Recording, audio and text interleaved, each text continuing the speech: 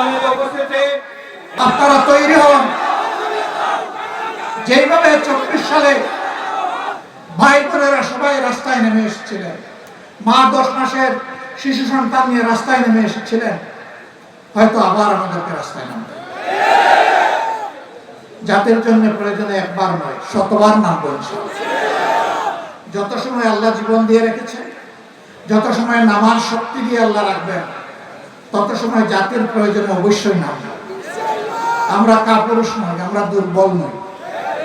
কাপুরুষ তারা যারা অপরাধ করে, যারা দখল বাণিজ্য করে, যারা নিরীহ মানুষের কাছ থেকে চাঁদা উঠায়, যারা মা বোনদের ইজ্জত লুণ্ঠন করে। সে যেই হোক, আমার সন্তান হলে ওইটাও কাপুরুষ। অবশ্যই প্রশাসনকে তার দায়িত্ব পালন করতে হবে। প্রশাসন কোনো দলের নয়, প্রশাসন গোটা জাতির সম্পদ।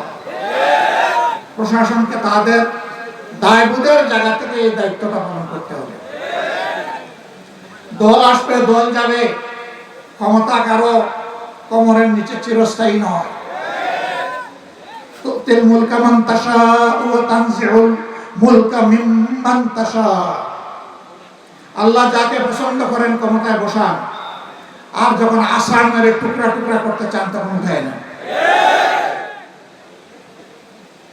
এর আগে একজন মানুষকে জ্বালাতন করেছে, খুন করেছে, গুম করেছে, পঙ্গু করেছে, মামলা দিয়েছে, জেলকে বাসস্থান বানিয়েছে, বউ মায়ের বুক খালি করেছে, অবুঝ শিশুদেরকে এতিম বানিয়েছে, যুবতী বোনদেরকে বিধবা বানিয়েছে, মা বাবার চোখে এখনো পানি ঝরছে। ফ্যাসিবাদ একটা রূপ, এটা নির্দিষ্ট কোনো দলের সাথে থাকে না। এটা একটা ভাইরাস, এটা যেখানেই বর করে ওরাই ফ্যাসিবাদী। এক ফ্যাসিবাদীদেরকে তাড়াইয়া বাংলাদেশের জনগণ আরেক ফ্যাসিবাদী চায় না। একটু আগে আপনাদের কাছে শহীদ হওয়ার দোয়া চেয়েছি না?